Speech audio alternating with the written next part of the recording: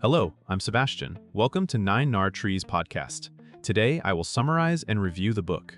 Best Loser Wins by Tom Hougaard presents trading as a psychological contest where the ability to take losses well matters more than finding perfect entries. Written from the perspective of an active, high-stakes day trader, the book focuses on how normal human instincts sabotage performance in markets that reward discomfort, patience, and disciplined execution. Instead of promising a secret indicator or a guaranteed setup, Hougaard emphasizes the mindset required to survive drawdowns, manage risk, and act decisively when uncertainty is highest. The core idea is that winning traders often behave in ways that feel unnatural. They cut losses quickly, add to winners, and stick to a plan even when emotions demand relief. The book is positioned as a practical guide for traders who already know the basics but struggle to apply them consistently under pressure. It aims to help readers replace impulsive reactions with repeatable habits that support long-term profitability. I will give you key takeaways from this book. Firstly, why losing is the real skill in trading. A central theme is that trading success is less about being right and more about handling being wrong. Markets produce uncertainty by design, so losses are inevitable even for skilled traders. The book frames the best traders as those who can lose efficiently. They accept small losses without argument, avoid revenge trading, and preserve mental capital for the next opportunity.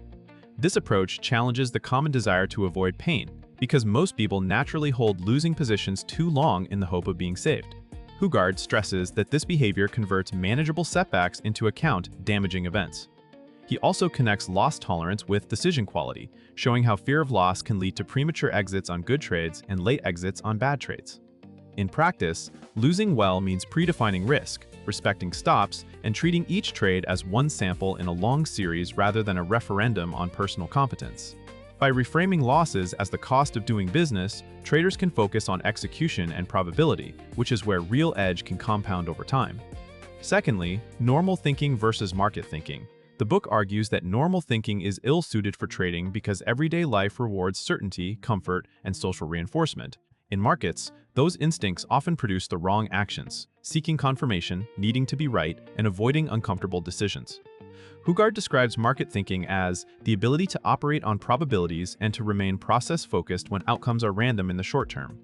This includes acting without needing complete information, because waiting for certainty usually means entering late and taking poor risk. Reward trades. It also involves resisting the herd impulse, since crowded trades can reverse violently and headlines can trap reactive traders. The message is not to be contrarian for its own sake, but to follow a tested plan even when it feels emotionally unsafe. Market thinking favors preparation, scenario planning, and consistent sizing over adrenaline-driven decisions. Traders are encouraged to observe how emotions distort perception, making small adverse moves feel catastrophic and favorable moves feel fragile. By recognizing these distortions, a trader can shift from reactive behavior to deliberate execution, which is the foundation for any strategy to work. Thirdly, risk management as a behavioral discipline. Risk management is presented not as a mathematical afterthought, but as a behavioral framework that prevents emotional spirals. The book emphasizes that position size, stop placement, and maximum daily loss limits are tools for controlling the trader, not the market.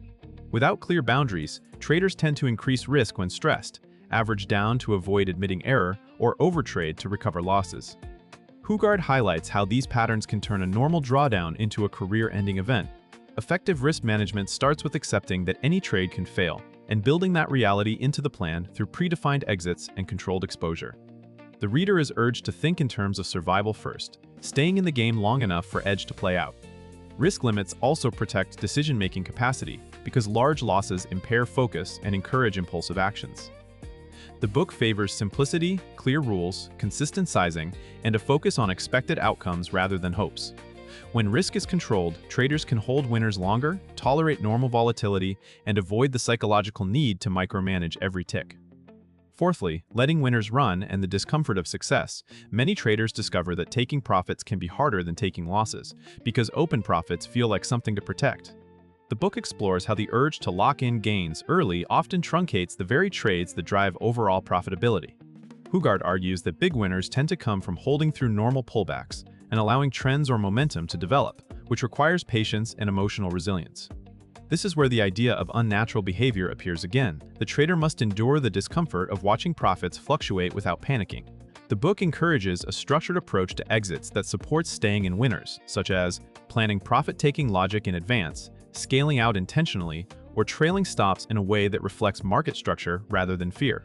It also addresses the psychological identity issue, where traders feel undeserving of large wins or fear giving them back, leading to self-sabotage.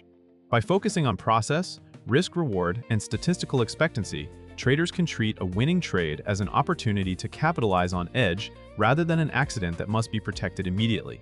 Lastly, building a repeatable trading process under pressure. The book centers on creating consistency in an environment that tempts inconsistency.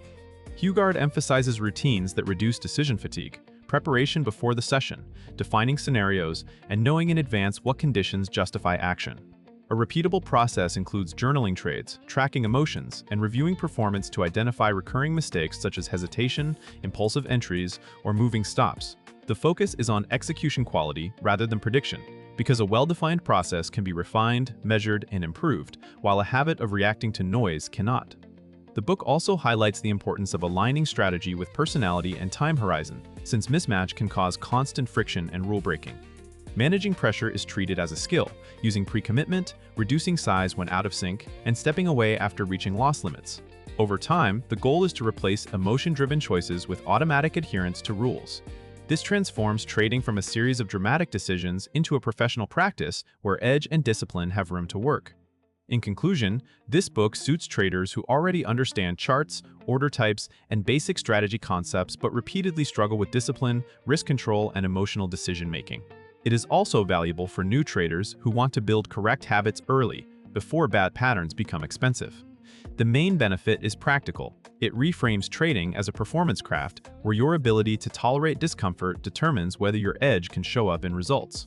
By emphasizing loss acceptance, strict risk limits, and the courage to hold winners, the book can help readers reduce destructive behaviors like averaging down, revenge trading, and premature profit-taking. That translates into a calmer decision process, better consistency, and improved long-term expectancy.